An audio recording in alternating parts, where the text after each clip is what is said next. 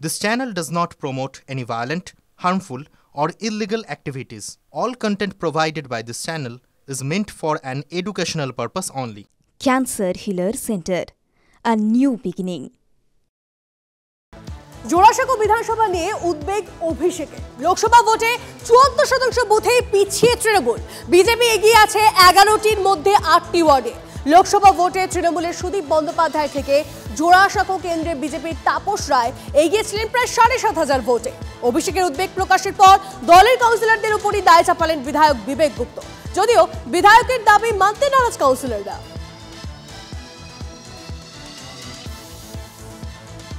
2022-এর পরে 2024-টা এরকম কি হলো কি যা কাউন্সিলর নিজে এলাকাতে ৪৫০০ ভোটে জিতেছে, আমি কোনো নাম নিচ্ছি না, ও এই ইলেকশনে ৫০০০ মাইনাস চলে গেছে। যা দলের জন্য কাজ করছে ও এরকম রেজাল্ট হতে পারে না। যা নিজের জন্য কাজ করে তাহলে এখন হতে পারে। কাউন্সিলররা যা পুরো টিম ছিল কাউন্সিলর ইলেকশনে ঠিক কাজ করেছে, কিন্তু লোকসভা ইলেকশনে ওই রকম কাজ করেনি। তাহলে শুধু কাউন্সিলরকে বলে তো লাভ নেই, কাউন্সিলর একটা মানুষ, কিন্তু দলে তো পুরো একটা সংগঠন আছে, সংগঠন কাজ করতে পারেনি। অনেকগুলো লোক নিজের লাভের জন্য রাজনীতি করছে, ওরা দল দিয়ে আলাদা, ওরা দলে ক্ষতি করছে, ওরা রাজনীতি নিজের জন্য করছে। এর আগে সবাইকে চিহ্নিত করা হচ্ছে, এর আগে বাদ দেওয়া হবে, এর আগে ক্ষমতা দিকে ছাড়িয়ে দেওয়া হবে। আমরা ইন্ডিপেন্ডেন্ট, আমার হিরো দরকার নেই। রিপোর্ট দিয়েছেন দলীয় নেতৃত্ব? হ্যাঁ, নিশ্চয়ই দিয়েছি, কেন দেবো না, রিপোর্ট নিশ্চয়ই দেওয়া আছে। আমি স্ক্রুটনি করতে গিয়ে দেখলাম অন্তত ৮ থেকে ৯ হাজার লোক এখন ওয়ার্ডে থাকেন না, তারা বাইরে থাকেন, কিন্তু ভোটের সময় তারা এসে ভোট করে। 45 থেকে 50% পোল আমার ওয়ার্ডে হয়।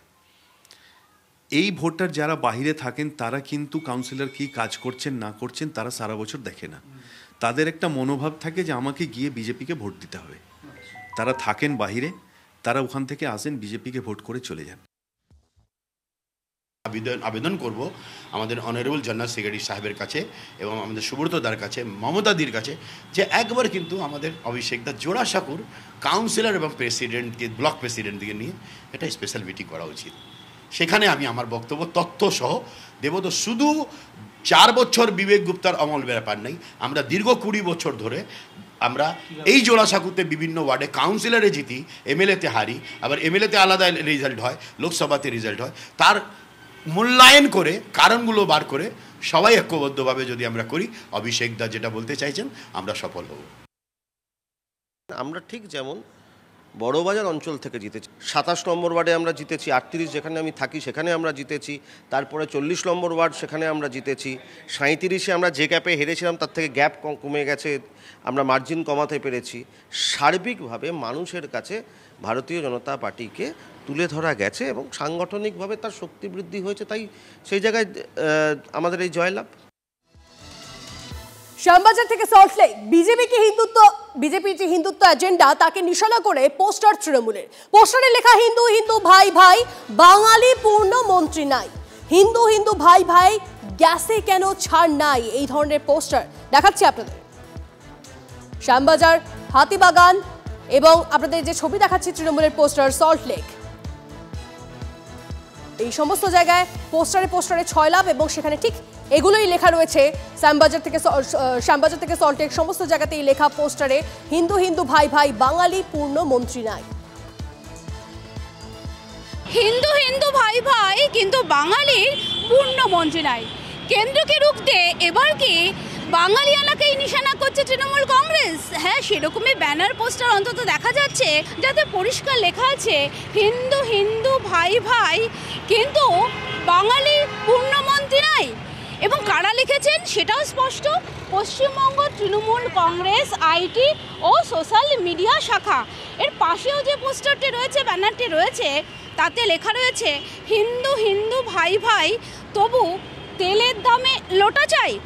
আরও রয়েছে ব্যানার পোস্টার, সেখানেও লেখা রয়েছে হিন্দু যদি ভাই ভাই, গ্যাসে কেন ছাড় নাই। এইভাবে শ্যামবাজার অঞ্চল পুরোটাই ব্যানার পোস্টারে ছয়লাভ করে দেওয়া হয়েছে।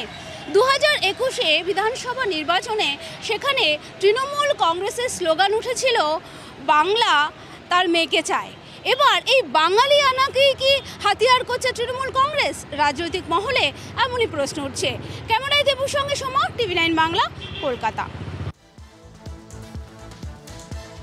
আর এই নিয়ে দেবাংশু ভট্টাচার্য, তার সঙ্গে আমরা কথা বলেছিলাম, তিনি কি বলছেন শোনাবো আপনাদের। সাধারণ মানুষ আজকে পাল্টা যেটা মনে করছেন সেটা হচ্ছে হিন্দু সাধারণ ভাই বোন যাদেরকে আপনারা দাবি করছেন, সেই সাধারণ ভাই বোনদের আজকে গ্যাসের দাম চড়া দামে কিনতে হচ্ছে। সেই সাধারণ ভাই বোনদের আজকে গ্যাসের সাথে আধার কার্ড লিঙ্ক করার নাম করে 1000 টাকা করে আপনারা ফাইন নিচ্ছেন। সেই সাধারণ বাঙালি হিন্দু তাদের প্রতিনিধিত্ব হিসাবে একটাও পূর্ণমন্ত্রী আজকে আপনার কেন্দ্রীয় সরকারে নেই, অথচ বাংলা অন্যান্য অনেক বিজেপি শাসিত রাজ্যের থেকে অনেক বেশি এমপি আপনাকে 2019-এ দিয়েছিল এবং 24-এও দিয়েছে। ফলে স্বাভাবিকভাবেই যদি হিন্দু হিন্দু ভাই ভাই তবে গ্যাসের দামে কেন ছাড় নাই, যদি হিন্দু হিন্দু ভাই ভাই তবে আধার লিঙ্কে কেন ফাইন খাই, এটা আজকে সাধারণ হিন্দুদের প্রশ্ন বিজেপির কাছে। বাঙালির পূর্ণ মন্ত্রী নাই, তারা যখন ছিল কটা মন্ত্রী ছিল, নাটক করেছেন রিজাইন করা, চলে আসা, রাতারাতি মন্ত্রী পাল্টে দেওয়া, বাঙালির যা ইমেজ খারাপ করেছেন বাঙালির উপরে কেউ বিশ্বাস করছে এখন? হ্যাঁ, হবে পূর্ণমন্ত্রী যথাসময়ে চিন্তা করা দরকার নেই, সেটা আমাদের ব্যাপার, আমরা বুঝে নেব।